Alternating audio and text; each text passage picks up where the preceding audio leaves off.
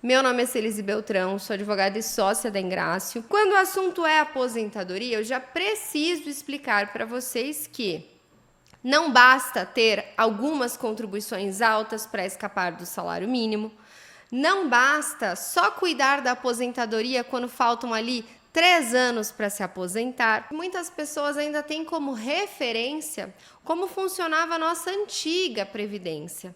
A nossa reforma, na realidade, antes mesmo dessa de 2019. Para muitos, aquelas pessoas que já contribuem há bastante tempo, que estão lá na casa dos seus 50, 60 anos de idade, eu vejo que alguns segurados ainda têm aquela ideia de que o que entra na aposentadoria são os últimos 3 anos, porque até 98, de fato, o cálculo era dessa forma.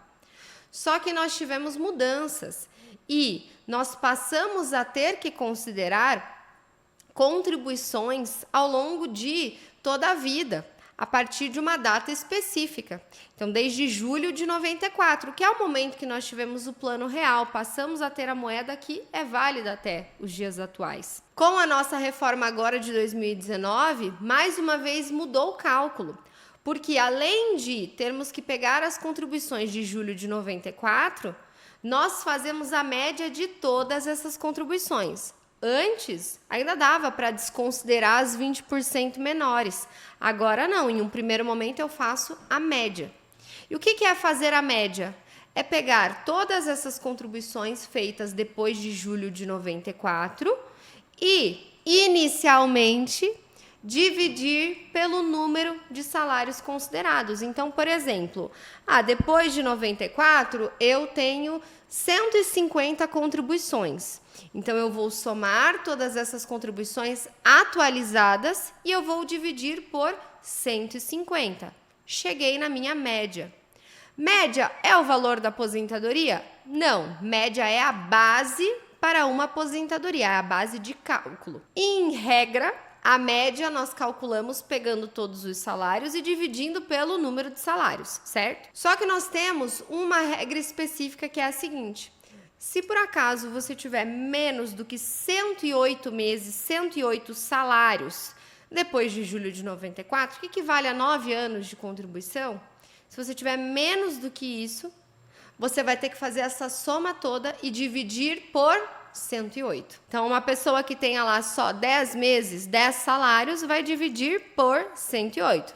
Prejuízo na certa. Feita essa média, aí que nós vamos calcular uma aposentadoria. Como é que a gente calcula uma aposentadoria hoje? Qual que é a regra geral que se aplica na maioria das aposentadorias?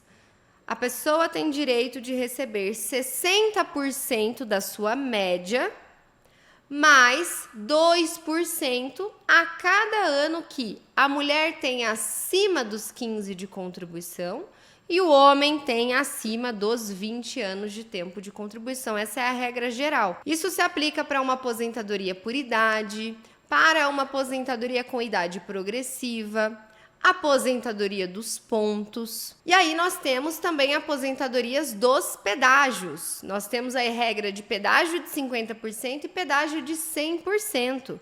E pedágio nada mais é do que tempo adicional que as pessoas precisam cumprir de acordo com o tempo que tinham quando aconteceu a nossa reforma. Na pedágio de 50%, que ela é mais limitada, porque não é para todo mundo que contribuía antes da reforma, nessa regra eu tenho o fator previdenciário.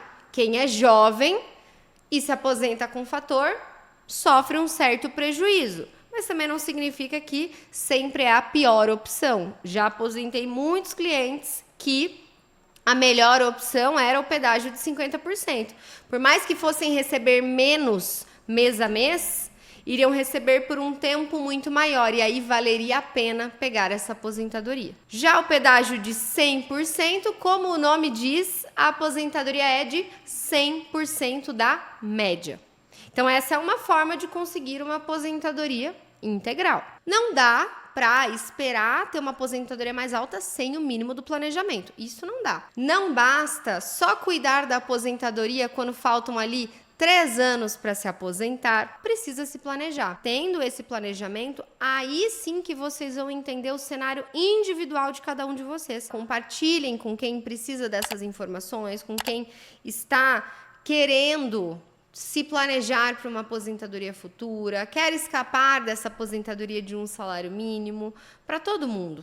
Porque a aposentadoria é um direito de todo mundo que contribui para a Previdência e ela precisa ser bem planejada. Não esperem que o INSS faça esse planejamento para vocês, porque ele não faz.